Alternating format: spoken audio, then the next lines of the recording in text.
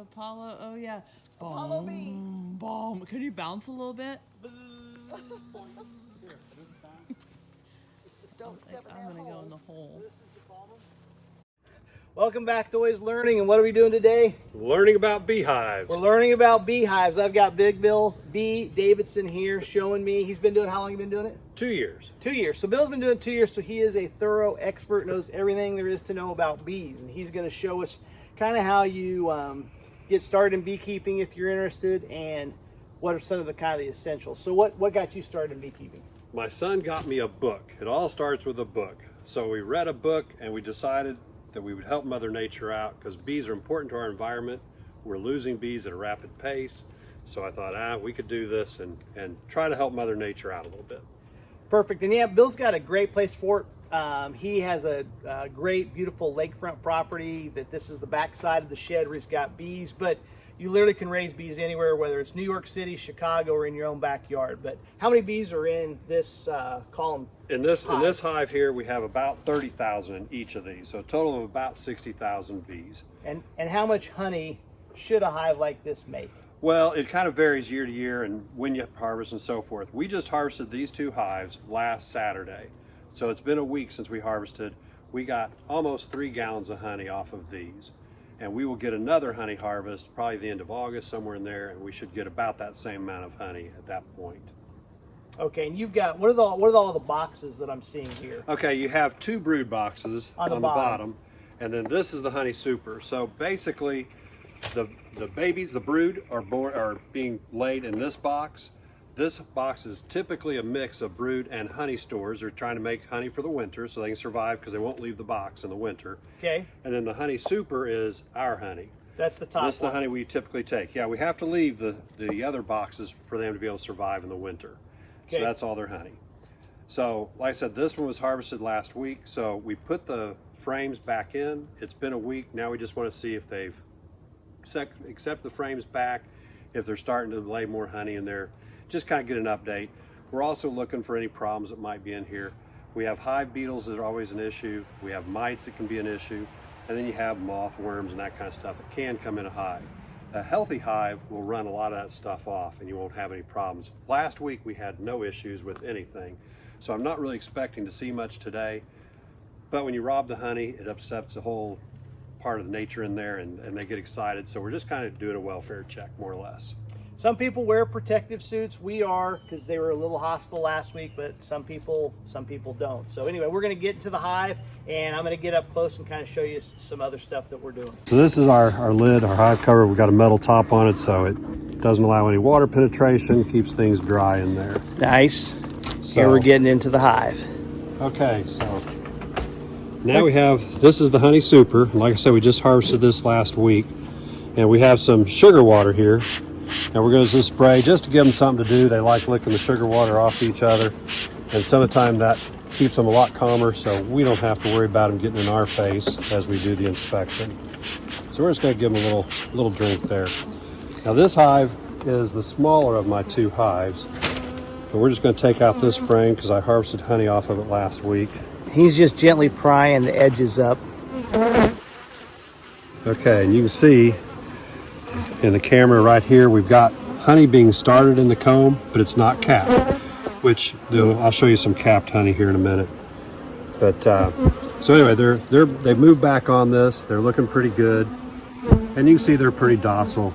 You know, they really don't care that we're here. As long as you move slow in the hive, they typically don't care. Now, when you start moving very fast or dropping things, then they can kind of get a little more aggressive. But right now, they're flying around our heads a little bit, just saying, hey, what's going on? Who's here? That one doesn't have much on it. Okay, that's a better one. Can you see the honey that's loose? Now, yep. The honey's in there, but they won't cap that till they know the humidity. I don't know how they measure it, but they'll measure it when it's about 18% humidity in the honey. Yep. That's when they're going to cap it off.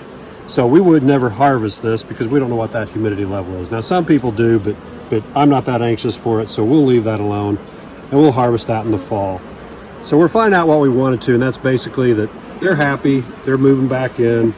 I don't see any mites. We look along the bottom for hive beetles, hive beetles will typically run the bottoms of the frame, like down in here. Yep. And there'll be little black bugs.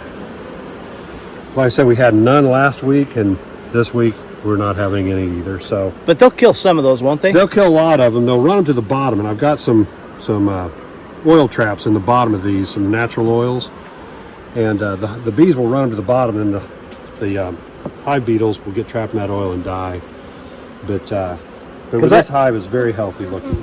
So on the front of the hive here, you don't really want to get in front of a hive, but you can see the entrance, and that's how they enter that's how they'll enter the hive. And then over here is just a little sugar to supplement. We use that in the spring and fall. That really, this time of year, is not in use. So now what we're going to do, we're going to give them just a little bit more. They're starting to get up. We're going to get into the main brood box. So we're going to take and that's the second one. The bottom Correct. Two are both broods? Bottom two, we call them both brood, but the main brood, the babies, are going to be in the bottom box. The second box that we're getting ready to get into will be a combination of brood and honey. So we're going to take this off. We don't know where our queen is. I didn't see her on the two frames that we pulled out. She's typically in the bottom two boxes, but just in case she's there, we're going to take this box, we're going to set it inside our lid, and that way if the queen's there, she stays in the lid, and she'll come right back in the box here in just a moment. So we're going to just take this and set it up here. And now we're looking at our brood box. Now here's the main hive. You can see we've increased our numbers of bees significantly. A good average measurement on bees, obviously we can't count them, but if you have a full frame of bees, one of these we're pulling out, we typically say that's about 1,500 bees per frame. Is this here where they're starting to cap it, moving to the top, or no? We'll see. Or does cap just means they're closed in that frame? Capped, I think it looks like drywall. Rough drywall when they lay drywall. Yep. They'll have just a rough white covering over it, and they're just capping that, saying, hey, I'm going to store that for winter. When I get hungry this winter and it's cold outside, we'll come back, we'll eat those caps off, and we'll have a lot to eat.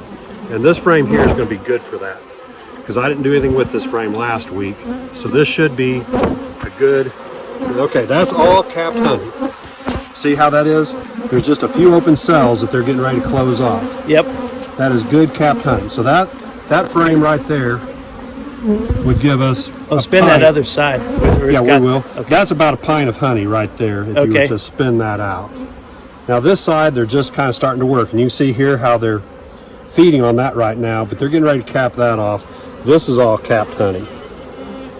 And again, I'm not seeing my queen. I kind of keep an eye out for her. I'm not real good at spotting her. She's elusive, and she'll typically be in a bunch of bees like this right here. Don't some people paint her? Yeah, some people paint them. Mine are not painted. But you can see I just wiped that, and you can see my gloves got fresh honey on it. And so that's good. And don't some people put a queen separator to keep the queen from moving? Yeah, some people do it. It's called a queen excluder. That's right. And I do not have much luck running a queen excluder. But tell you what, we're going to set this right. And this hive actually swarmed, right? Well, yes. This hive swarmed, and I split these bees. I took half of this box, moved it over there, started this hive, and now this hive's already back up to its numbers. I'm going to pull this one out just because it's a good bee count. This you'll enjoy seeing, I think. And you're saying there's 30,000 roughly in this whole box. Yeah. Like I said, these are okay. That's another. See, that's all capped honey. So you're going to get at least a quart off of that, and that's all capped honey. So we're pulling this about 1,500 bees. So we have 20 frames of 1,500. I got you. So anyway, everything's looking good. Our honey's looking great. This is honey we won't harvest. This is their honey for the winter, how we survive. But we're looking down in there. We're still not seeing any mites, bugs, moths. So we're looking at a really good, healthy hive here, thankfully. I'm looking at the edges just to make sure I don't see anything else going on. But we're looking really good. You want to get down there, Tim? You might be able to see there's 3,000 or 4,000 bees right there. And that's all capped honey. Oh, wow. Yeah, there's it. Oh. Nope, I saw one that was a little large. Thought it was the queen. Well, now you have three sizes of bees. You have the worker bees here. Then the biggest bees in here will either be the queen or drones. Now, you only have one queen per box, But drones you can have a lot of. And drones are kind of worthless bees, really. They don't really do much. They're there to make sure that they have a queen. I think they'd probably argue with you, Bill. Yeah, but... yeah, they might argue. But, think those are the ones stinging you? Yeah, drones are typically bold too. So, but that's looking like a good hive. So I think we'll quit with this hive and go to the next one real quick because it's one that I started this year. I'm a little more concerned about just because it's new. And the bottom box is basically the same as the second box. Same thing. Yeah, I wish we had a little bit of brood. The bottom box will have more brood. We haven't seen any brood on these yet. Because like I said, they typically keep brood in the bottom. I'll look at one more frame really quick. Nope, that's got no brood on it either. So yeah, so I think we're going to leave these bees alone. We're going to give them a little bit more shot just to treat them to a snack. And some people use smoke, right? A lot of people use smoke, and I don't know. I've always done the sugar water, and it's worked for the most part. But smoke, some people tell me is better. I need to try it and see, but I haven't got an opinion on the smoke because I haven't used it. One frame looks a little high. Is it high? This one?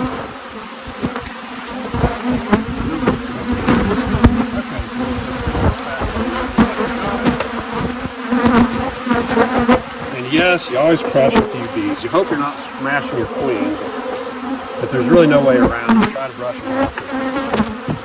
That's just the way it is. It's life in the beehive. Life in the hive, yeah. So, just to keep the varmints off, I always put a big rock up them. Because raccoons will get in these and... Yeah, raccoons, you always put them up off the ground about 16 inches. That way the raccoons have to prop their legs up on the front. As soon as they do, the bees know a raccoon. They're going to come in and sting its underbelly, and so raccoons will then run off. All right, so here we're going to Hive 2. Hive 2. I'm going to come around the other side. Okay. Hive 2, again, we harvested what we harvested last week out of this. And we're going to see what we look like here.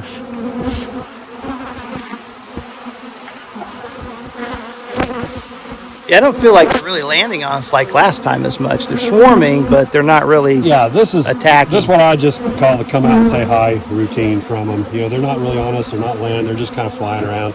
Okay, we got a lot of uncapped honey there. You can see it in the video maybe. Yep, is that the uncapped is the yellow part? The uncapped is this right here. See, that's just fresh honey. You see that? Yeah. That's just so the other honey. stuff is capped? That stuff we just looked at. No, these are empty cells here. Okay. They're getting ready to lay honey in these empty cells.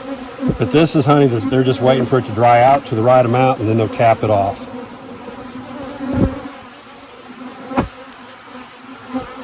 This is one we... Okay, there's cap, see? Okay, this is capped and uncapped, so here you have them right beside each other. So humidity's not quite right for these, so they haven't capped that off yet. All this is capped I gotcha. honey. So all that's honey that's sealed up, bottled up for winter. Yeah, I thought when you were talking about cap, they'd cap the top of it, which meant they were, like they'd cap the frame, so they were done with it. No, they just seal off the little honeycomb pockets. And that's what you're waiting for, all those to be capped, and then you'll harvest. Correct. This one we harvested last week. And so see, they've just started trying to put honey back in it. You can see just a little bit there, but all the rest of the cells are empty because we harvested it last week. And look here, they've got about a 30-40% of that covered already with honey. So we're going to get a good second harvest of honey here come about August. We'll look at one more frame here, then we'll drop into the brood box. Okay, again, they just started about 10%. They've capped some here for some reason. But again, we're looking for hive beetles, mites. We're not seeing anything. We're looking really healthy. Really healthy. Feeling pretty good about the hive at the moment. So. You plan on splitting any of these this year? Next year. Next year? What time of year do you split that? I'm going to split in the spring. That's typically when you do it. You can do it other times of the year, but aren't most luck in the spring. Is that because they swarm then? So they're kind of used to that anyway? When there's too many, like in the spring, 60,000 bees are going to have trouble surviving the whole winter because there's just really not enough food going on, particularly if you have a really cold, long winter. So in the spring, when the weather breaks, there's a lot of them that said, hey, I've been here too long, there's not enough food, I'm going to go out and search for something else. Or of course there can also be hive beetles or something that's driving them nuts, so they'll do that too anyway. So that's a good time to start a new hive. So you just separate them, and you can either buy a queen or rear queen out of your own hive and start the cycle all over again. But this was a new hive this spring, and you can see we're still in the top brood box, but we've got some pretty good numbers going on there. Oh, look at that honey. Again, that's uncapped for the most part, but I'm still looking for my queen. I'm not seeing her. But She's probably in the lower box, right? Or no? yeah, they typically will stay in the lower box, but they can go anywhere. You know, they can be. Well, they're the anywhere, queen. But yeah, exactly. They're the queen. They go where they want. But typically the queen likes to hang out low, and typically she's very shy. So when I'm doing this, like on this frame, I'm getting ready to lift. She may be on that, but if she feels that moving, she goes into hiding. Oh man, I'm not sure I can lift this one up. This one's going to be full, I think. And this will probably piss them off. Oh yeah, look at this. Look at this honey just broke loose. Look at all that honey dripping there. All the dripping over the thing. Oh wow! You see how that's And that's brood, right? Yeah, no, this is brood. Yeah, Like this is a this in good here? brood. All this brown stuff here, all that is brood. This whole section here is brood. They've just put some honey stores around the edge for some reason. But this is brood. These are babies here. Oh, let's get the slippery.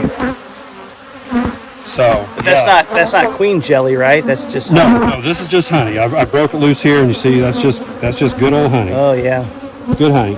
So we can see this hive is starting to do very well.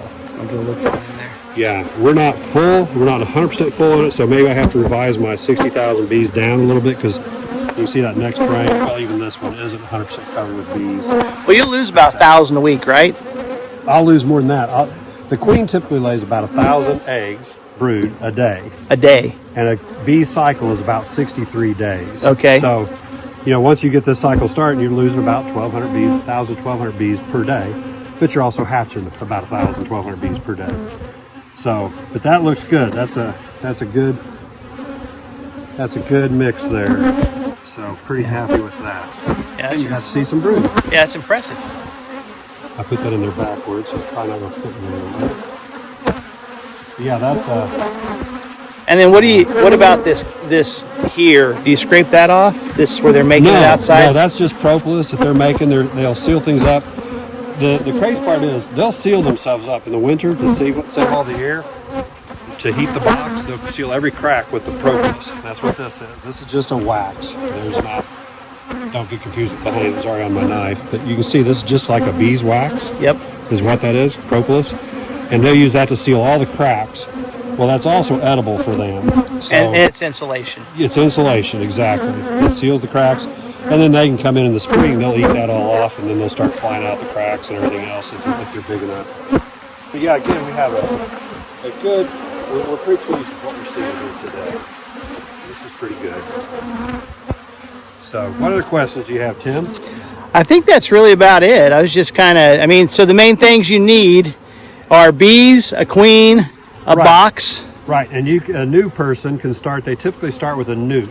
And that's one box. A nuke, oh look, this is all capped honey there. Got a picture of that? That's a nice frame of honey. So you'll need one bottom box to start, and you need the bottom board there, the front porch I call it. Yep. You'll need that. A bottom box, then you'll typically get it by a nuke, which is 4 frames like we just pulled out.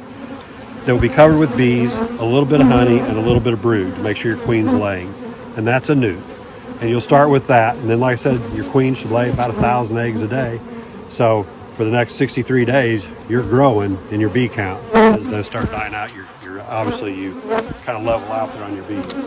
I mean, that's probably another video, but so to start a new box, if you split, you would take some of the brood, some of the capped honey, and move that in one box of the frames. This is a great example. What we just pulled out here, the capped honey, I would move that to a box. This brood that we just pulled out, that I showed you all that capped brood, the brown. Yep. We'd put that in a box. We'd pick 2 frames of each of that. We'd put them in a new box and start all over again.